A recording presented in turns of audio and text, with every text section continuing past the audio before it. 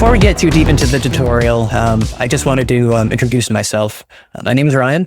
I'm a motion designer, graphic designer, art director out of Massachusetts. I've been doing this for 15 or so years. The past 6 has been focused in motion design. I have entertainment clients, video game clients, advertising clients. I have my work around, so if you would like to see that, you can find a link in the description below for my portfolio, social media, whatever else. So, thanks for that. We'll get to the tutorial.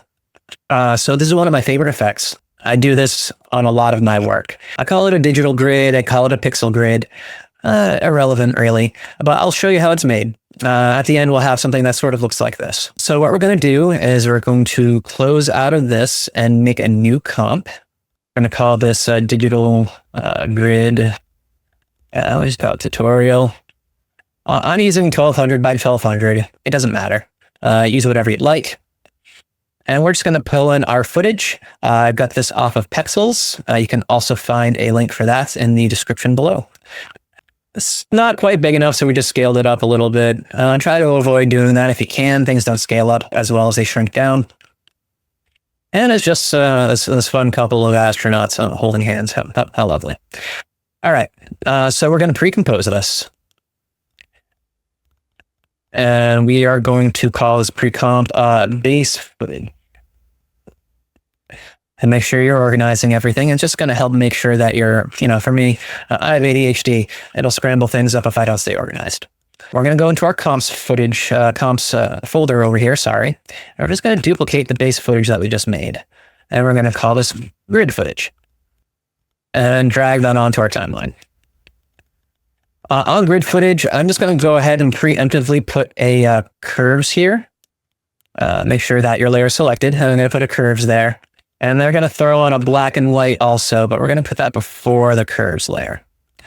Now, for the first chunk of this effect is a mosaic. If you are an avid After Effects user, you probably guessed that. Here I used a value of 15 by 15. And sharp colors. We really want to play up the edge of these boxes because the next modifier we're going to be using, effect we're going to be using, I've been in Blender a lot. The next effect that we're going to be using is the Find Edges effect. This is a very quick and easy way to get sort of this tech random value sort of grid. We're going to want to invert it in this case. And you see that it's generating based off of the footage. So as the camera moves and as the footage changes, the grid moves and changes. We're also now going to grab a curves or levels here. We have put a curves level preemptively on our grid footage. So we're going to go ahead and go over to our grid footage. We're going to lock in place our digital grid footage because we want to see. Our digital grid footage. We want to see the grid here while we're manipulating it in the other comp. So now if you notice, we're technically inside of the grid footage comp, but we're looking at the digital grid comp. We're going to come over to our curves here, and we're just going to start messing with some of the values. What this is going to do is bring up some, we don't need the red, we want the main here, the RGB curve. And we're going to start messing with the values and really differentiating the grid from what lies underneath it. What it's doing to the actual image is terrible. You can see it here. But what that's doing is altering what the Find Edges has to grab onto. And it'll give you a more interesting, more varied result instead of it just sort of hugging the figures. We can go ahead and unlock that now. And we're going to go and set this layer to screen. Now you've got this pretty interesting grid that's sort of laid on based off the characters, but kind of around and ambiently around. You can do things like pull the opacity down, but what I like to do is make a matte to pull out some chunks of that information. So you're not just getting grid plastered across the entire image. We want some variety, and we want the focus to be on the subject, right? And not necessarily the grid. So I'm going to make a new solid. And we're going to call this fractal matte. And we're going to grab a fractal noise. I like to go over to turbulent basic. And then for noise type, I set it to block. This will give you several layers deep of this sort of gritty, squared texture.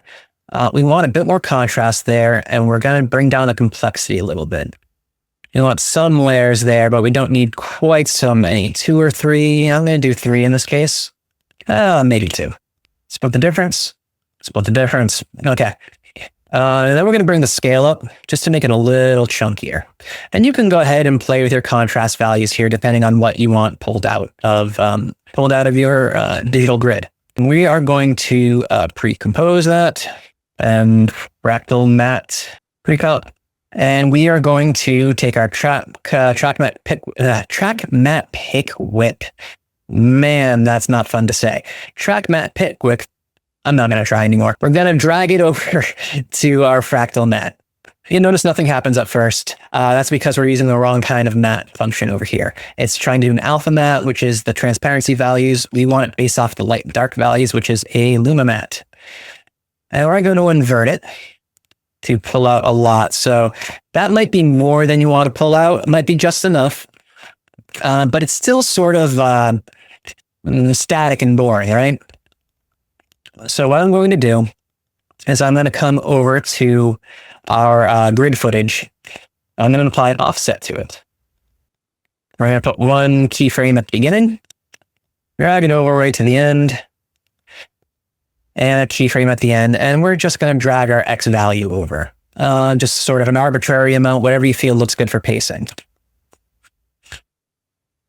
And so now you have this value panning across, and you can manipulate this in different ways. You could use reptile, you could use different mirror functions. Once you have the grid down, you can really do a lot to it.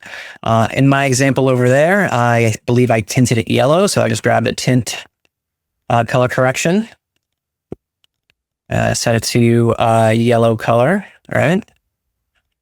And just a basic glow.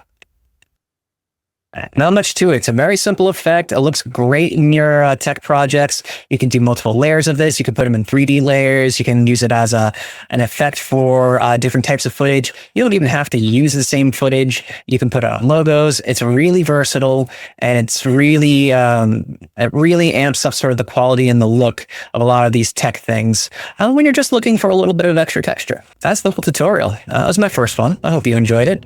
I plan on doing more of these, so if that's something you liked, please subscribe, like, share it with your friends, follow me on social media, and I'll make more of these. There's a similar thing that you can do in Photoshop, and if I get enough comments and demand for it, I will make a tutorial for that too. All right, everybody. Thank you.